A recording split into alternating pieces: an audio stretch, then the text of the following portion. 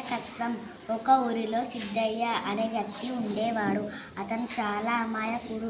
ఒకరోజు అనుకోకుండా అతనికి 10 లక్షల లాటరీ వచ్చింది.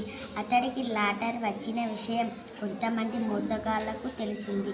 అతడి వద్ద నుండి ఇలాగనే డబ్బు కాజేయాలని అనుకున్నారు. సిద్ధయ్య ఇంటికి కాపలా కొరకు 4 కుక్కలను కొనుగోలు చేసి వాటిని తీసుకుని ఇంటికి వస్తున్నాడు. మార్గ మధ్యంలో మోసగాళ్ళు అతడిని చూశారు. ఒకడు అతని వద్దకు వచ్చి, "ఏంటి బాబు, సింహాలను వెంటబెట్టుకుని వస్తున్నావు?" అని అన్నాడు. "ఏంటి వీడు పిచ్చోడా అని అనుకుని సిద్ధయ్య ముందుకు వెళ్ళాడు. మరొక మోసగాడు వచ్చి, "సింహాలు ఎందుకయ్యా నీకు?" అన్నాడు. అప్పుడు సిద్ధయ్యకు పూర్తిగా నమ్మకం కుదిరింది. నేను తెస్తుంది కుక్కలు కాదు, సింహాలే అనుకున్నాడు.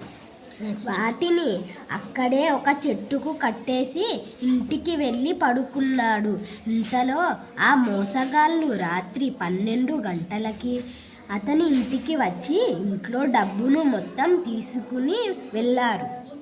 తెల్లవారుజామున చూసేసరికి దొంగతనం జరిగింది. ఏడుస్తూ చెట్టు దగ్గరికి వెళ్ళి చూస్తే అక్కడ చెట్టుకు కట్టేసిన కుక్కలు ఉన్నాయి.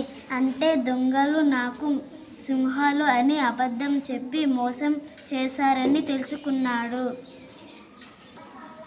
ఏనుగు పిల్ల గర్వం. ఒక అడవిలో చాలా జంతువులు ఉండేవి.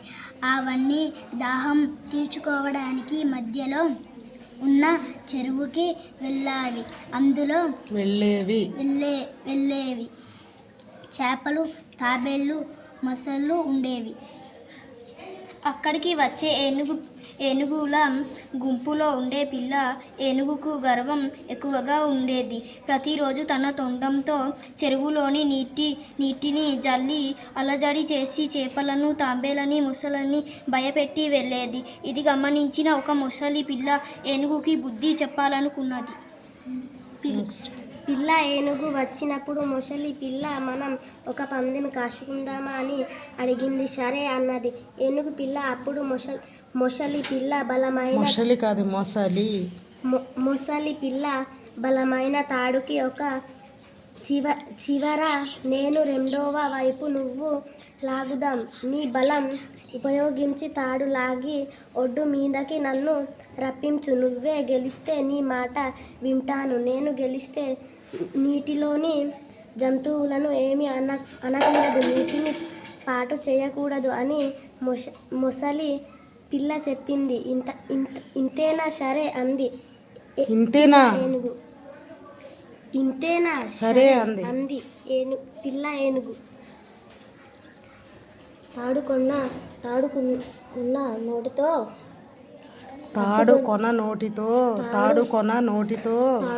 నోటితో పట్టుకొని నీటిలోకి లాగింది. మొసలి రెండవ కొన పట్టుకొని తొండంతో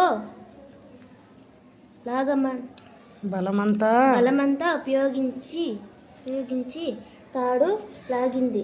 ఏనుగు అక్కడ లేదు కదా, పిల్ల ఏనుగు కానీ తాడు లాగింది పిల్ల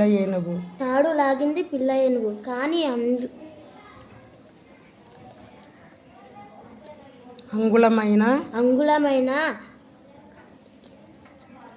అంగుళమైన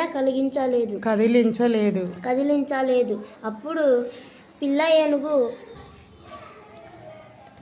ఓటమిని ఒప్పుకున్నది.